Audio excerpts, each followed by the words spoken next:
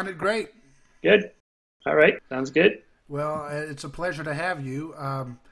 Just a little background about myself. I'm a writer for the American Conservative, Town Daily Caller, some of those types of sites, and I come from I try to integrate my study of anthropology into current events and issues of the day. I'm not a trained anthropologist, but I am a student of Rene Girard. Are you familiar with? I know the name, but I don't know him. Yeah.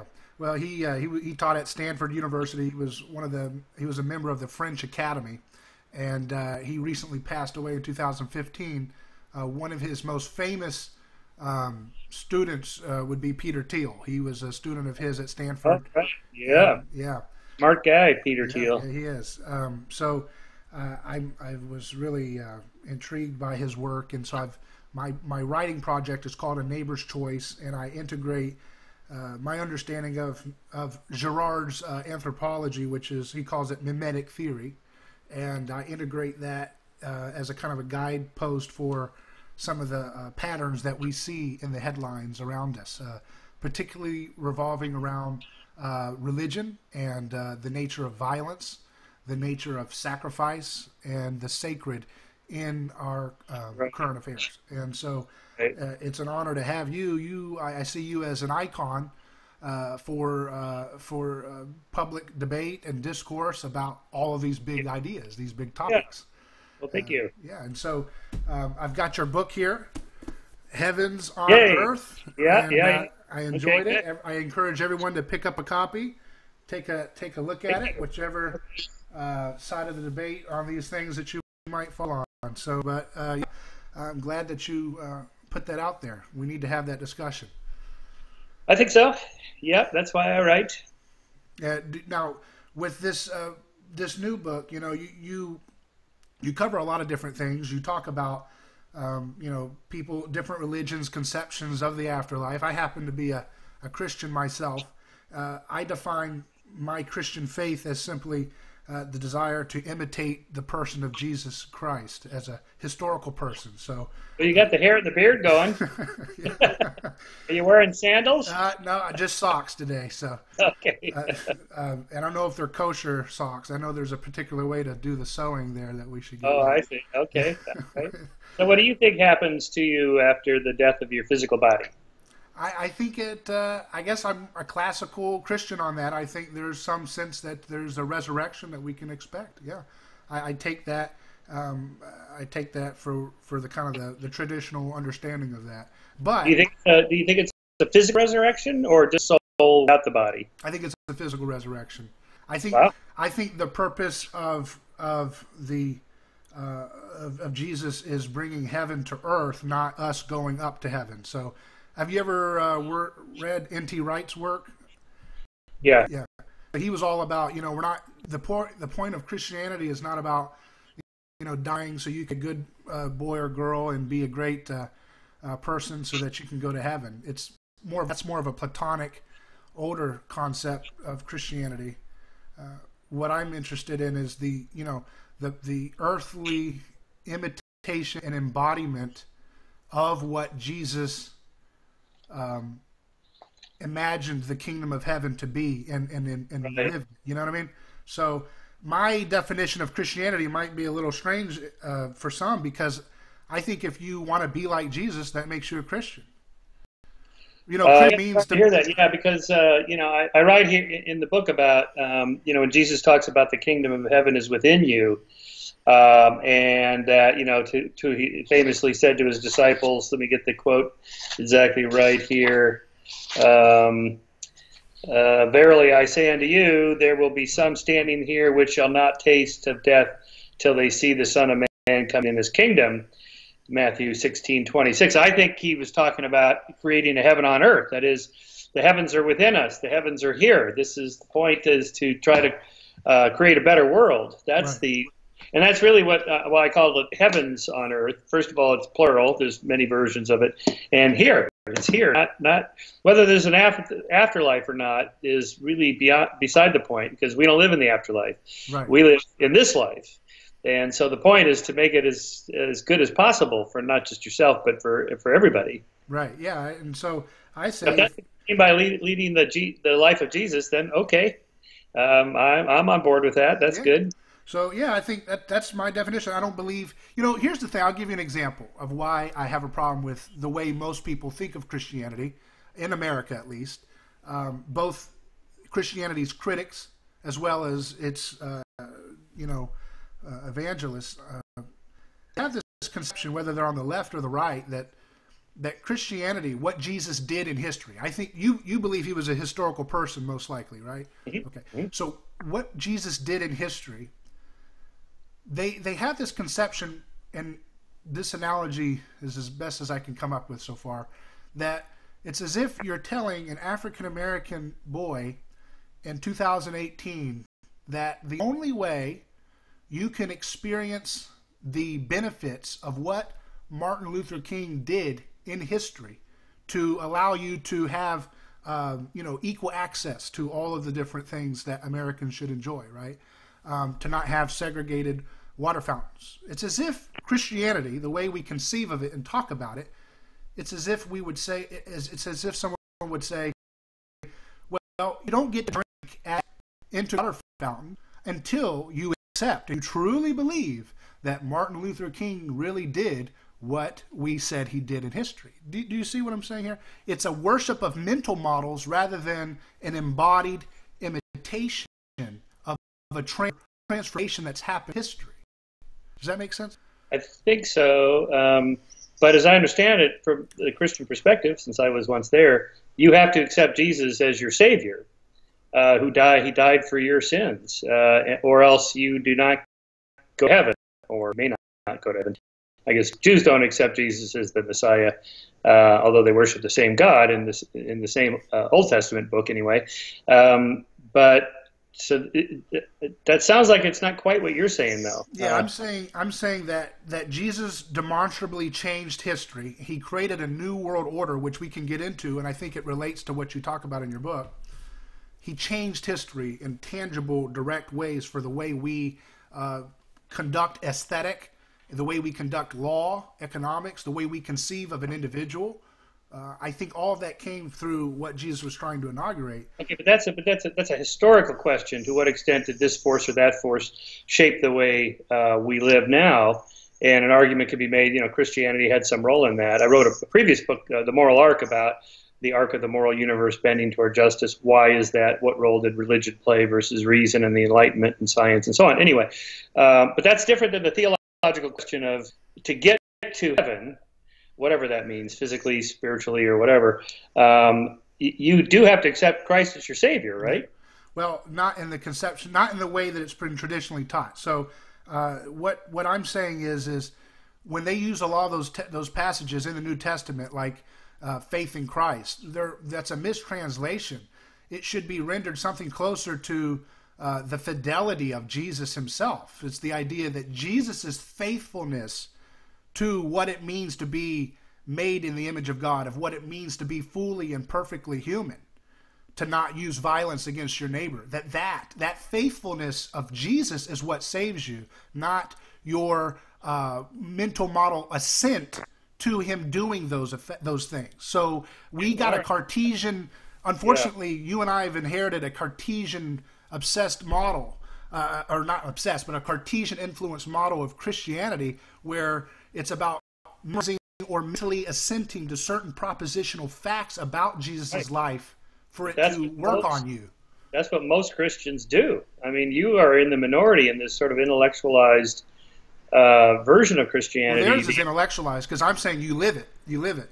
You just live like Christ. Okay, but I know what you're saying. Yeah. The average evangelical will tell you, if you don't accept Jesus as your Savior, you're not going to heaven. That's what most of them think. Right. Well, polls show that consistently, and that's why they put the banners up at football games. John 3:16, for God so loved the world, he gave his only begotten Son, so that you have everlasting life. And other passages, that if you don't accept Jesus, you're not going to heaven. So I'm glad to hear what you're saying. Yeah. I mean, but I think traditional Christians would consider you a liberal Christian, a pretty liberal theological, even though you're apparently conservative. But I believe in the real resurrection of Jesus Christ, so I'm very conservative on that.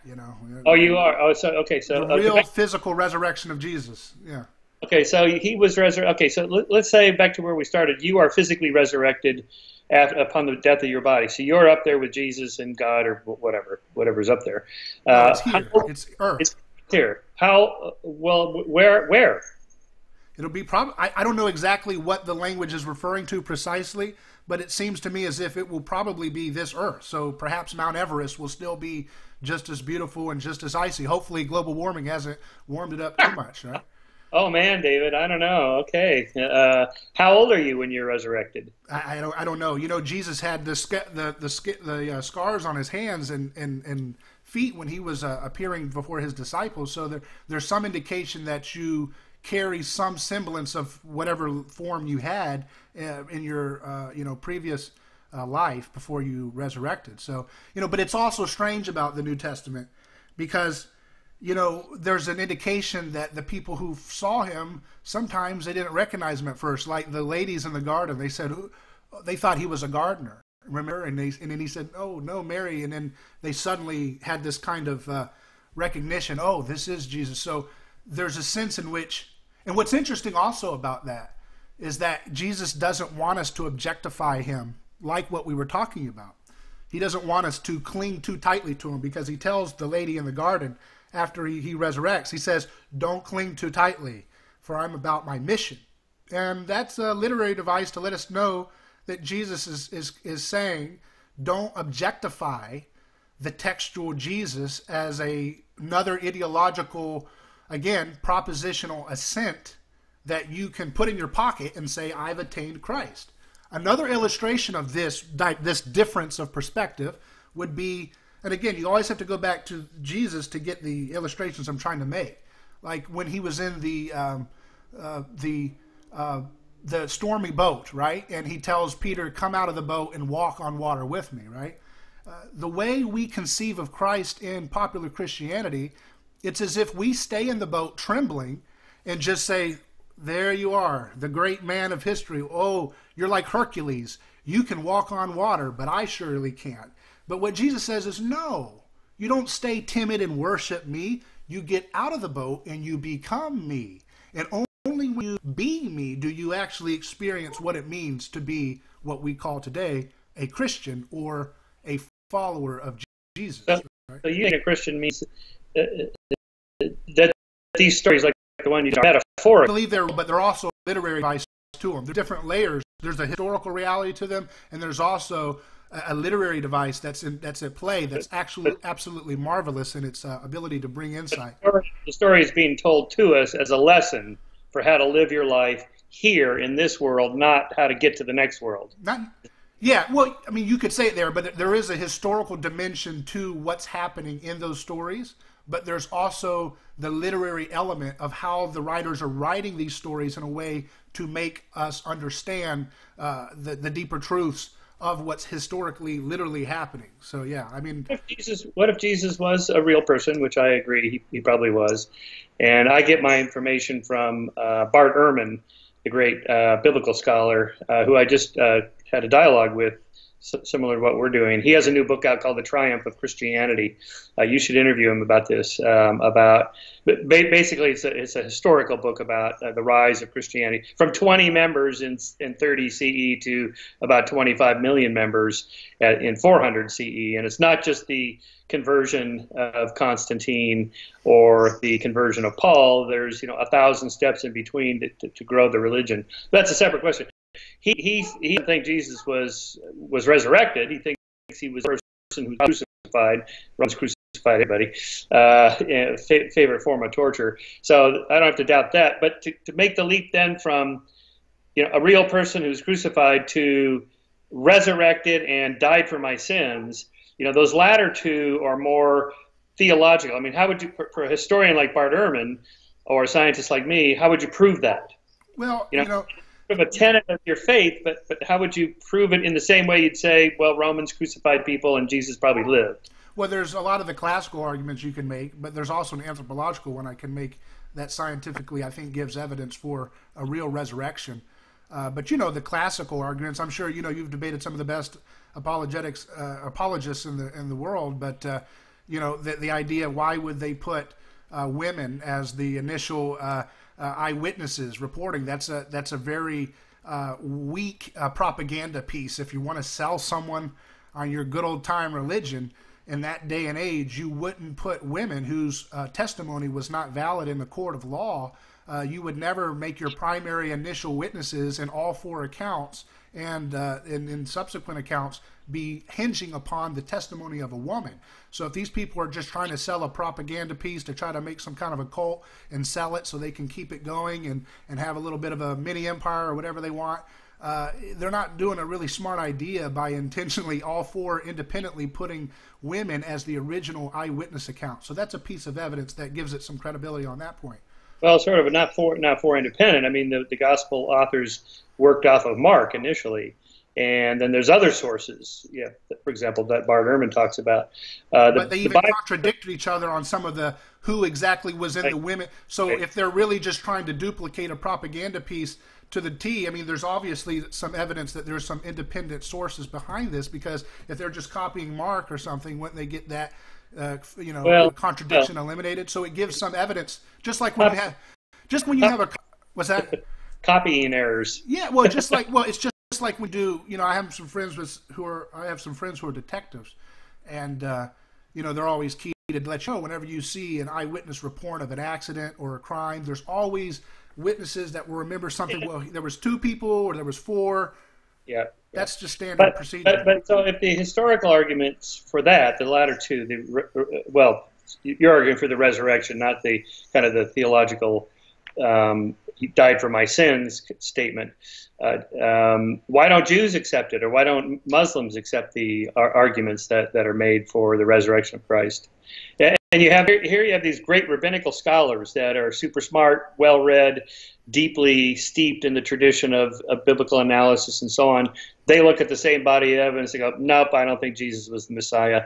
They believe that there's a Messiah. They just don't think Jesus was the Messiah. And of course, Muslims believe something different still. But again, it's not like in physics, we have a general acceptance of the Big Bang Theory, say, for example.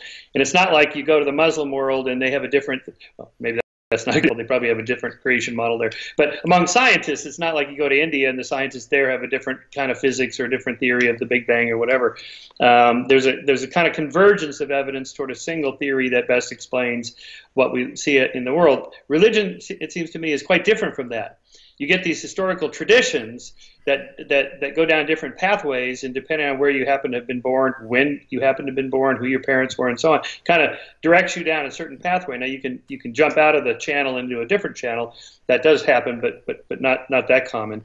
Such that if the arguments were so convincing, like the 4 women were there and so on, why don't Jews look at that and go, yep, Jesus is the Messiah definitely because he was resurrected? Well, Jesus said very clearly, do not resist evil with violence, and I can't get Christians to imitate him on that, so they can't believe him on that either. So the gospel writers and Paul, they make it clear that it's going to be considered foolish to the wise of the world. That's the point. It's supposed to be a stumbling block. It's supposed to challenge our conceptions of what is wise. The learned people have always wrestled with something that kind of humbles us to consider that we can't completely figure everything out. And I think you're very good to, in your text, you always go back to embrace the mystery. So there is that. You can't, it's not meant to be proven 100% scientifically.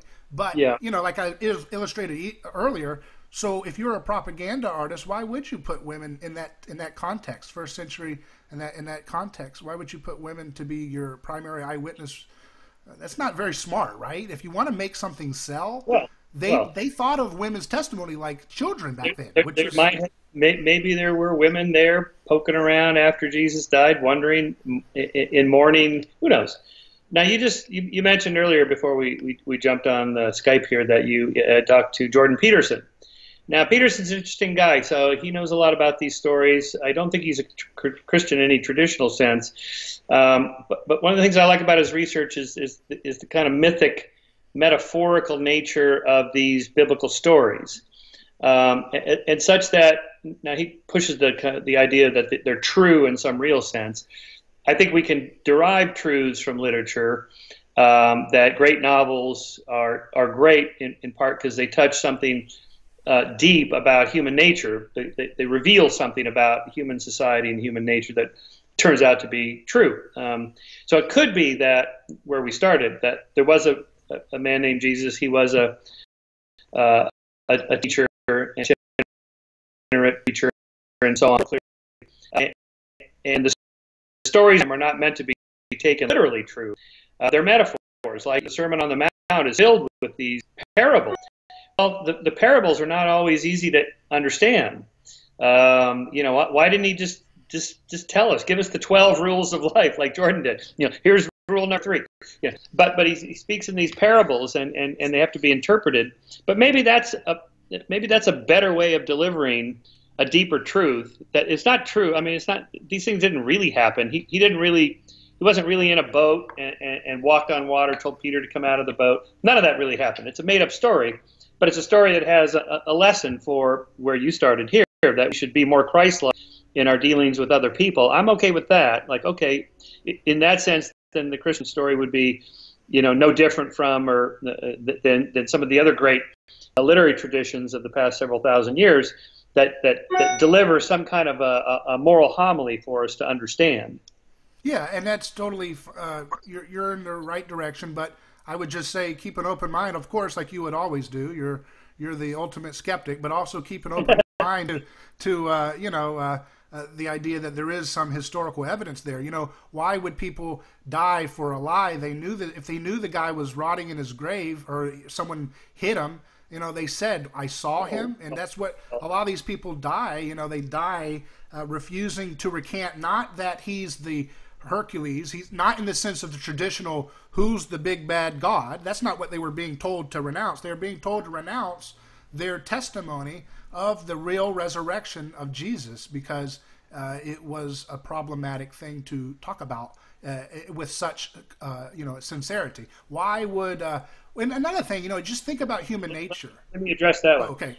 Because that's an important point. So I happen to be watching the Paramount Studios series Waco about the Branch Davidians and David Koresh. Okay, so one of the insights. So the series is based on 2 books. One by the negotiator who was outside for the FBI. The other one by one of the survivors of the Branch Davidians who was inside the compound. And one of the revealing things is when the FBI is treating it like a hostage situation, like, let 3 children go and we'll give you some milk and so on. And the guy on the inside is going, this isn't a hostage situation. We don't want to leave. We want to be here. We chose to be here. And if we're going to die with this guy, that's what we want to do.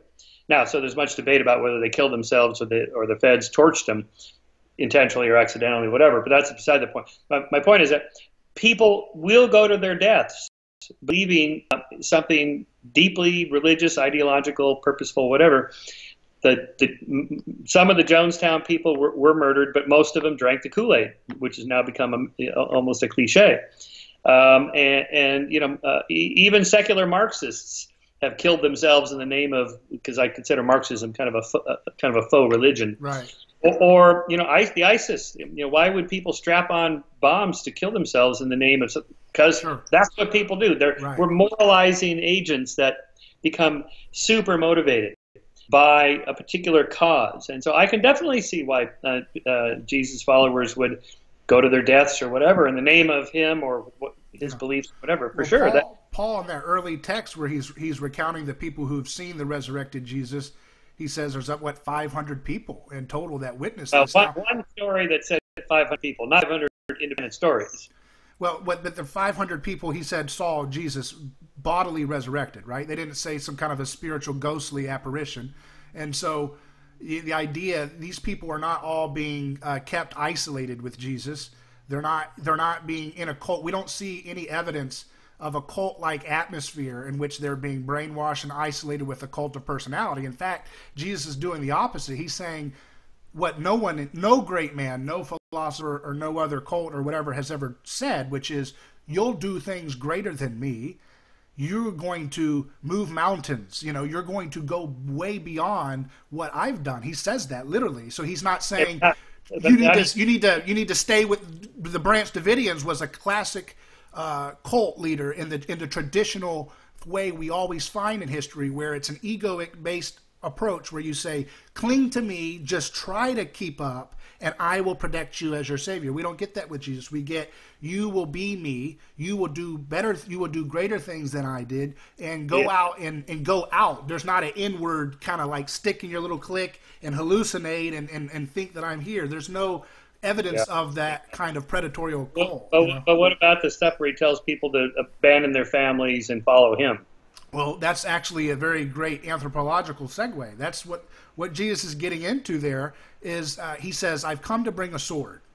And he says, and in another passage, he says, I've come to bring peace, but not the peace that the world gives. And so what Rene Girard is helpful in pointing out is that there's really two kind of logos, so to speak, that have always been, a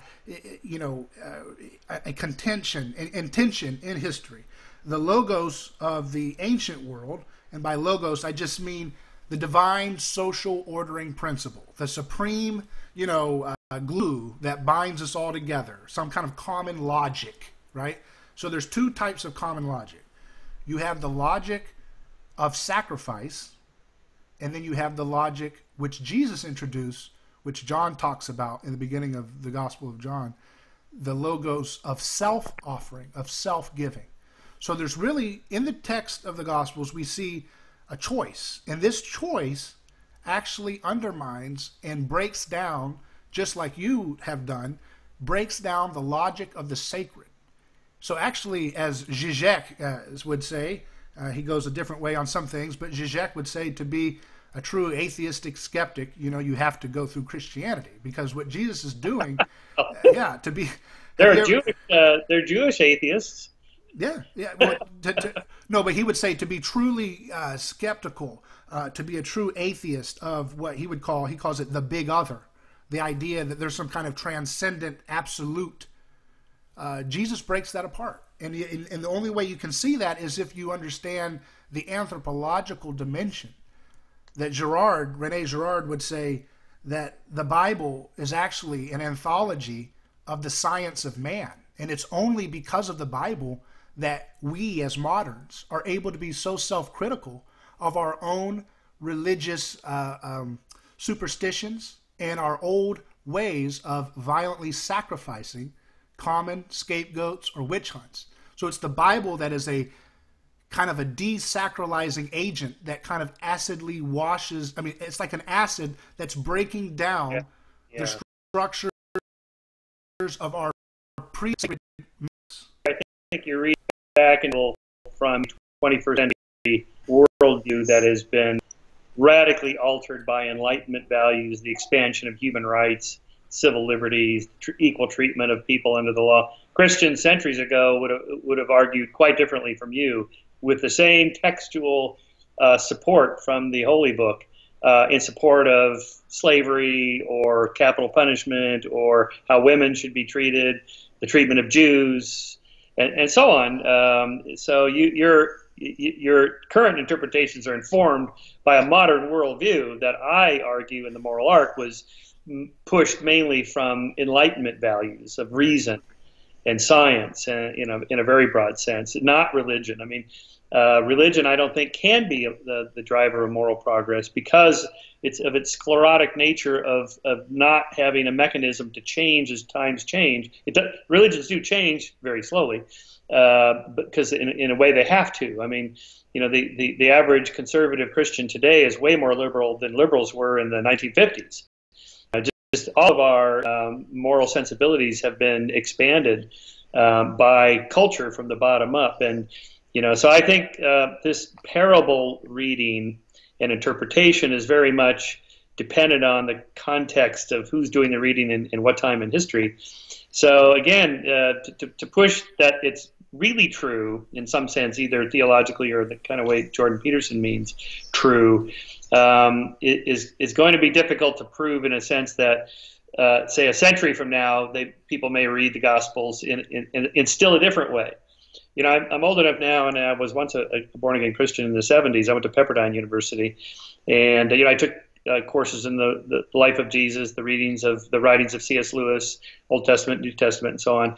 And So I still kind of follow the literature and sometimes just sort of see what people are on about. And it's changed just in my lifetime. Just, what did Jesus meant when he said this or that? And there's all these different interpretations and they change. So to me, again, I think we're talking literature here, not truth in some kind of real sense that, that Jesus was a real person and he delivered an important message. And here's the message: we should be more Christ-like in how we treat other people. Okay. But to go further, and he was really resurrected, not that the resurrection stood for something. I mean, it's like Christians wear a cross around their neck, which is analogously to like Jews wearing a little shower head around their neck or something. I mean, it's a sign of violence and torture, but of course it's become symbolic of something else. And so the symbolism, okay, fine, I get the symbolic truths of things that change the way I live my life. Mm-hmm. Again, the 12 rules or the Sermon on the Mount, and here are the things that matter the most. Sure. Love your neighbor as yourself, and so on. Okay, but you got to do a lot of kind of spin doctrine of some of the text that it doesn't ring so well. Most of Leviticus and Deuteronomy, for example, you would not follow any of that stuff today. No thoughtful Jew or Christian would follow any of that today. Yeah, but the point of being a Christian is to, again, and I can make a case for it just by pointing out at the words of Jesus: eat my body, drink my blood, become me. He's telling you to be the embodiment of literal. You look at his life. So when it says do not resist evil with violence, that's not a Hallmark card. That's actually a new way of looking at humans themselves. It's what I call the personhood revolution. Prior to this, we don't have any what you call myth. We don't have any myth that recognizes the human dignity of every person in their worth, that they are. Well, I would beg to differ. I think the Buddha had some pre-Christian ideas about that. As did some other ancient philosophers. You can find what you're looking for, but they'd renounce sacrifice. Jesus renounced sacrifice.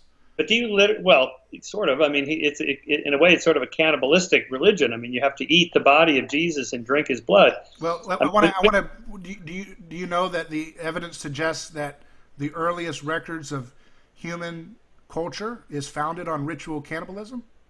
Yes, well, cannibalism is real throughout history. Do you think that might have a connection to what Jesus is talking about? No, I think. Why is he talking about that? I think it's we don't think it's symbolic. But we don't. But what is okay? So, but he says in the word, he uses the Greek word for gnaw on my flesh, and so he's saying gnaw in a real sense. Why would he bring up this cannibalistic notion of that's something that we see tens of thousands of years ago at the roots and archaeological evidence of the earliest record of all human cultures, all of them, whether we go to the South American cultures or wherever, we see evidence of ritual cannibalism. Why is he talking about that? We don't see that in the Old Testament. Where's he getting that from? Yeah, it's interesting. And why is he making that? I would ask you, why is he making that a central tenet of accepting him and his religion? Catholics take the sacrament. They eat the cracker, they drink the wine, and a lot of so it's debatable, I guess, amongst Catholics about whether it's to be taken literally. I mean, does the cracker literally become a piece of the body of Christ, or are we just talking metaphor here? And some people think, well, literal. Sure. I mean, do you think do you take the sacraments? Do you transubstantiation, that the cracker literally becomes the body of Jesus, or are you admitting this is just a story? I think what he's talking about with eat my body, drink my blood is a key point to understanding the anthropological evidence of what the Christian revelation is trying to reveal in history. And that's precisely what it is. It's not trying to. It actually is. Jesus says that, we're going to work out our salvation with fear and trembling. And that concept is happening throughout history as we start to come to grips, with what that actual core tenet of the faith means. So I'm speaking a little bit cryptically here because I'm not doing that intentionally, but there's a little bit to unpack there. What does that mean? That eat my body, drink my blood is at the very heart. And we don't see any precedent for that, by the way, in the Old Testament, where there's a prophecy that the Messiah should be eaten, right? So that's something earlier that he's there's a connection he's making to the very, very heart of what civilization founded on. At the earliest, like, Göbekli Tepe. Hold on. Cannibalism was not a central tenet of civilization necessary to happen for it to unfold. I mean, it's an aberration. It was real. We have some archaeological evidence of this, but not that it was rampant in like a daily part of one's diet. I don't mean that by any means. What I'm saying is that the earliest records of human archaeology, we see evidence of ritual cannibalism and ritual human sacrifice. That's something. It's something, and it's some early evidence of where we find human culture and society. No, where in the New Testament do you see Jesus condemning human sacrifice? Well, that's the whole point of the story. But I mean, okay, so here we go. You say you're interpreting this story. Well, no, he says go and he says it. He goes. Why not just say, "Thou shalt not sacrifice babies anymore"? That's a great point, because that's why the only way to know that is that you have to understand the anthropological revelation that he's making. What he's saying there you said "thou shalt not." When you do "thou shalt nots," what does that do? It creates a cycle of power where you're trying to get the power back. So whenever you make a prohibition, I'll give you an example of this, just to see, because you're raising really good questions, and we're going to. The woman caught in adultery, where he says, "He who is without sin cast the first stone." If he were to say, "You shall not kill her," he would have been killed too, and the girl would have been killed as well. He would have inflamed the desire, like the hot stove, right? Do not power play. It's that. You're saying it's a strategy for altering human behavior in a way that's a little more effective. Okay. But it's a little bit. What you just tapped into is the very heart of why we have the Enlightenment and the modern conceptions that you have been a great proponent of. I'm telling you, I know that we can't get into all of it, but I'm trying to give you little snippets as to the anthropological scientific evidence for the revelation of Christ. So I understand some of it might sound a little different than, Well, again, I'm pretty sure that sort of traditional theologians consider you a liberal theologian. Well, and the liberals consider me a conservative, so I'm doing it right. But that's what I tell people. Jesus, when he tells those people who's going to cast the first stone, what he's doing is he's inaugurating the first time in history in which the collective is being challenged out of the spell of groupthink.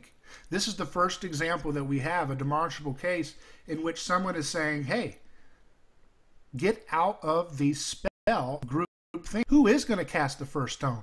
Is it Bill? Is it Tim? Is it Joe? I've got a rock. He's got a rock. Who's going to cast it?" And what that does is it's like breaking the spell. Humans get, we see this with revolutions in our contemporary time. Humans get into almost a trance with group behavior, right? They get into almost like a sinking, like a magnetic power that kind of overwhelms them, and they become kind of lost like a herd. And Jesus is calling each one of those with that simple question to consider their personhood, to consider their personal responsibility for the collective violence they're about to engage in. And so instead of them throwing stones mindlessly, when you do that, by the way, if you're the 50th guy in the back, you can always say, "I didn't kill her. I don't even think my stone hit her," right? So it anonymizes the violence, and therefore it allows you to stay in this mythic sense of justice. But when you have to be, well, is it you first or is it me? Now you have to have that moment of empathy. And when you have that, what happens is he creates a imitation pattern of nonviolence. They each throw the stones, starting from the oldest person. The elderly people throw their stones first, and the younger men imitate them in nonviolence. Uh-huh. So that's a powerful example. You helped me illustrate there with the radical nature of Jesus. This is something we don't see in the ancient archaic religions before the person of Christ, and it's not something we see, in some of the other. I think I would recommend reading Barton's book, How Jesus Became God. Mm-hmm.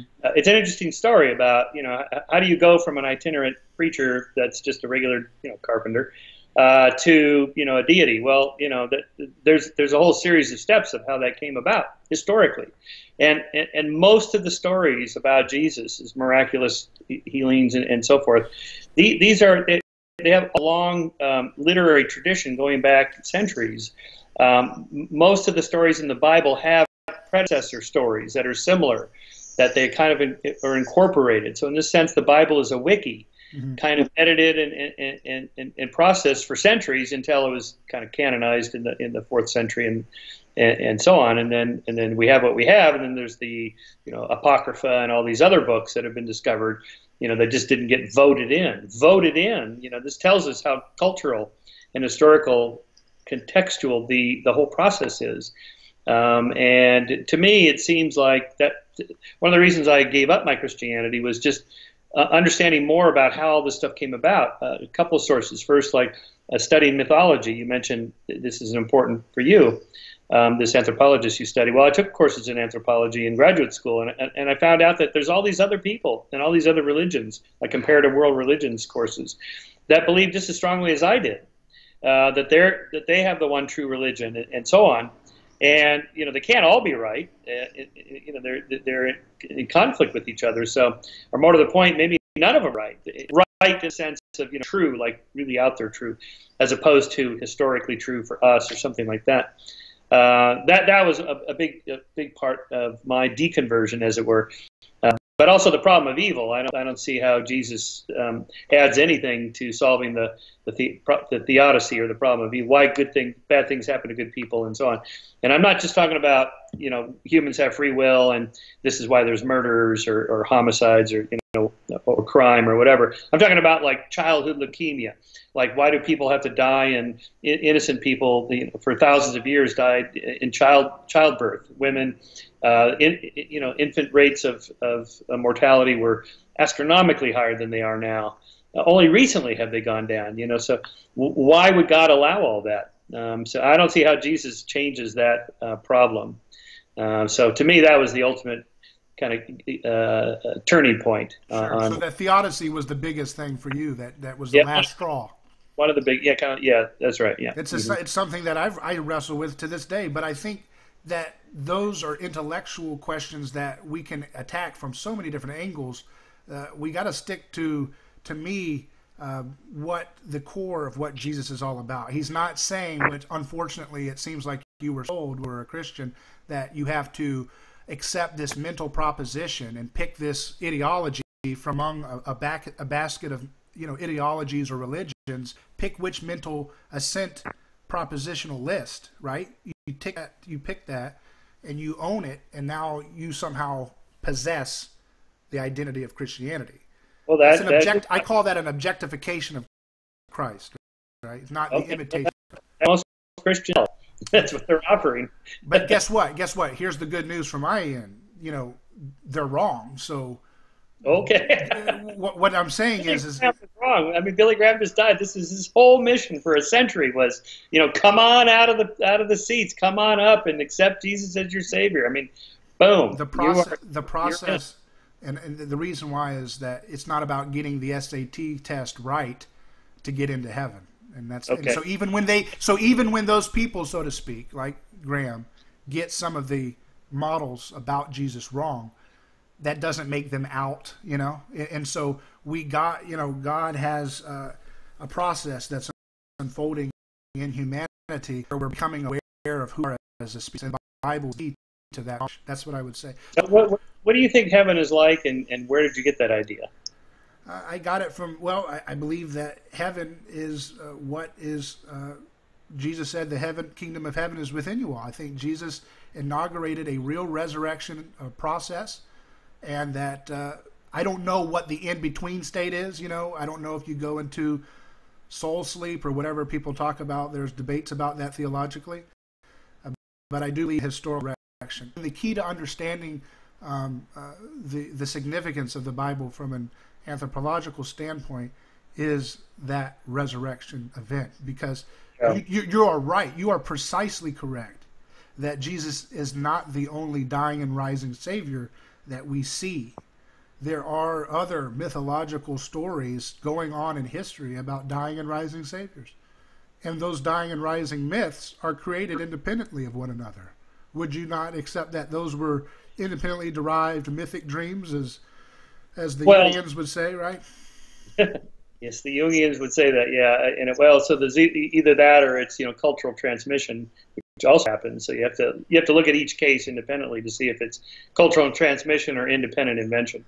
But I'm kind of getting back to this. What's heaven? This is what I'm talking about is what's heaven like? What's the afterlife like? I mean, the average person who's not religious today wants like Woody Allen. I don't want to live on in my work. I want to live on in my apartment.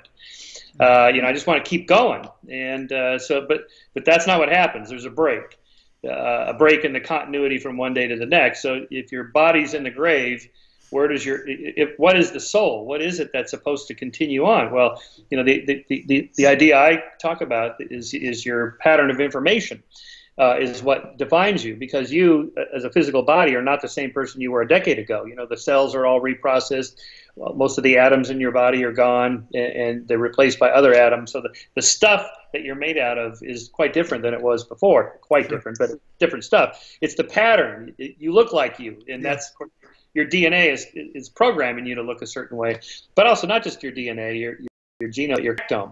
The connectome is the pattern of all your memories, all the synaptic connections in your brain. That represents you, all your memories. And so this is the idea I talk about in Heavens on Earth is this, we're going to copy this, the mind uploading scenario. We're going to copy your connectome, put it in the cloud, and turn it on, and you'll be there. So the cloud, the computer cloud, internet cloud, is something like a heaven, sort of a celestial Silicon Valley. And but even that has, to me, severe limitations of the definition of who you are, because that's just what's called your memory self. I'm just waving to my wife. And but you're more than just your mem self. You're a point of view self, the POV self. That is the you looking out through your eyes. The lights are on upstairs. You're conscious of the world. Now there is a break in consciousness at night when you go to sleep. Sort of, there's some interruptions with dreams, or you get general anesthesia. It's boom, boom, lights out for 4 or 5 hours, whatever. But you come back, and the continuity is still there. You have memories of yourself. You're looking at the world through your eyes, and so on. If you die, and the idea is, will you wake up somewhere else, either in heaven with Jesus or whatever Muslims believe or whatever Jews believe? Jews, by the way, are the least likely to believe in the afterlife, and ancient Jews had no notion of an afterlife or heaven. You weren't going anywhere. You just returned to where you were before you were born, which was nowhere. It's just darkness. It's just emptiness. There's just nothing. The whole business of the afterlife gets invented later and grafted on by Christians from other surrounding cultures, and then after Descartes and dualism, then it's no longer your physical body, it's just your soul, although there's some people still like yourself that believe you're physically resurrected. But as my friend Julia Sweeney says, she's the Saturday Night Live comedian, when the Mormon boys came by her house to give them a pitch for being a Mormon, they said, when you go to heaven, you'll be made whole again, and the blind shall see, and the deaf shall hear, and the crippled shall be whole again. And she said, well, I had my uterus taken out because I had uterine cancer. Do I get my uterus back in heaven? And they said, yeah. And she goes, I don't want it back. What if you had a nose job and you liked it? In other words, what are we really talking about here when we're talking about the physical resurrection of the body or the soul or whatever? And then when I was a Christian, I tell another story in the book about witnessing to one of my college professors who was a philosophy professor, and he was an atheist. He wanted to know if there's golf courses and tennis courts in heaven. And I'm like, what? I don't know. He goes, well, it sounds boring if there's nothing to do. We need challenges. We need things to overcome. And this utopian idea, well, heaven is perfect, perfect food, everything you want to eat, the land of milk and honey, and so on, and just supreme love, and everything is great. That sounds good for about an hour. And after that, it just sounds boring. That's why Christopher Hitchens called the Christian heaven celestial North Korea.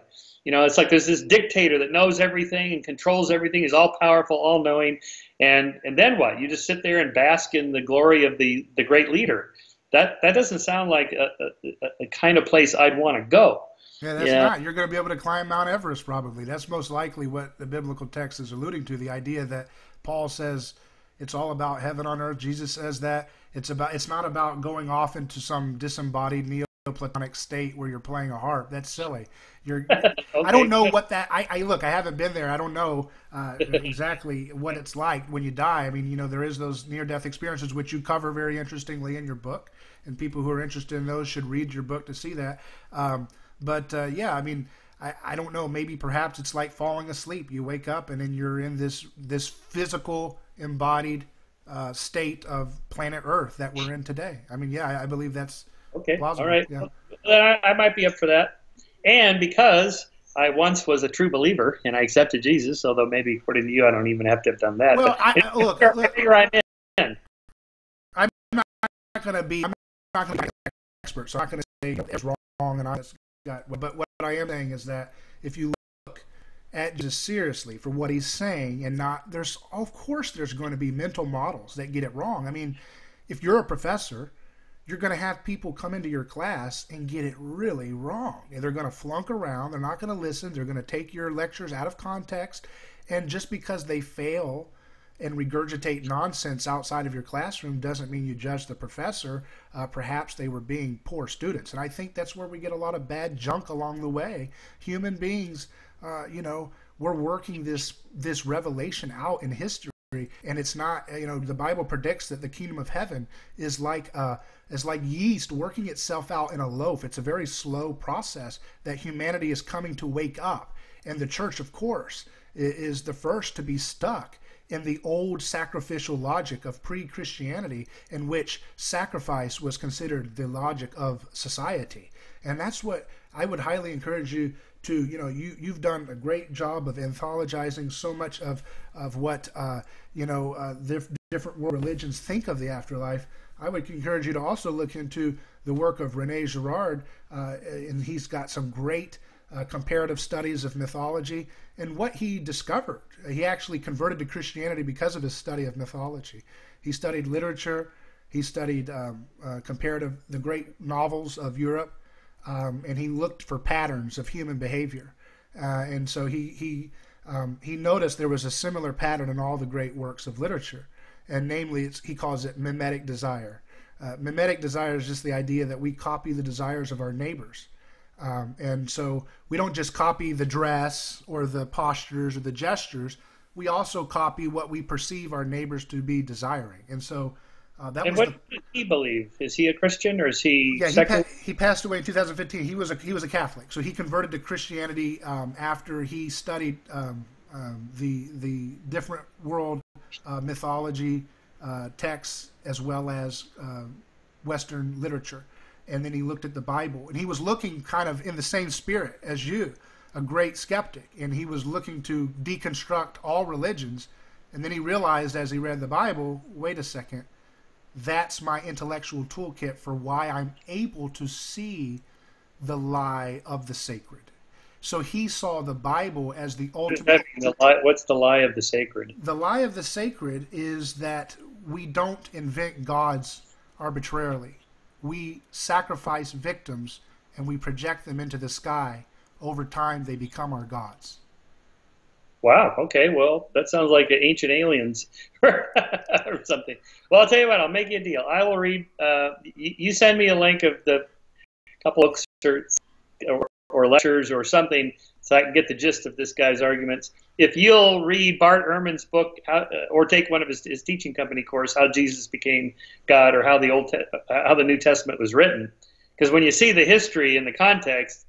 To me, it undermines the truth value in the empirical sense. Truth value. You can say it still has literary truth value or something like that. But well, that's a great idea. Here, how about this? I'll send you a copy of René Girard's book, one of his books. Okay. And then I'll read the what is the title of your text? Yeah, How Jesus Became God. I'll read that, and then you can, if you want to, read that book, and we'll come back and talk about it. How about that? We'll talk about it. Okay, sounds good. Well, very good. Well, hey, everyone, check out Heavens on Earth by Michael Shermer. And, Michael, where can we find your work online? Keep involved with what you're doing and anything else. The general webpage is skeptic.com for my magazine that I publish and edit. And then michaelshermer.com for my books and lectures. Also, TED. I have a couple TED Talks. And Amazon for my books. I'll the cheapest place to buy them. And fine bookstores everywhere actually still carry physical books. I'm still a fan of actual physical books. I listen to audiobooks. I don't do ebooks, but in any case, that's basically it. I totally agree, and it's a great book. It's very it's a page turner. It goes, and I love your story about the radio. That was an interesting story. So I'll leave that for readers to find out. It's my own kind of mystical experience. These things happen. I'm open-minded to, the possibility that there's other things that we just don't know. We're at a time and place in history where science knows a lot, but we don't know everything. So I'd be surprised, if there's an afterlife and I go there and there's my friends Carl Sagan and Stephen Jay Gould and my parents, and I'm not against this. This would be fine if I wake up, my eyes open, and there they are, and there's this other world, whatever that would be. I'm not against this. I'm just saying, well, let's just see what happens. And I think you and I agree, like you said. We in the meantime, we should work to create a better world here in this life. Right. And in the meantime, whatever we believe about Jesus, we should seek to imitate him and make the world a better place by being more like Christ. So. Well, parts of him, not the parts where he says, leave your family. I didn't like that part. Well, you'll find out what that means in that book. I think you'll like it. I will get the deeper mythic meaning of the Jesus stories. Well, very good. Thanks a lot. I appreciate it. Okay, bye-bye. Take care.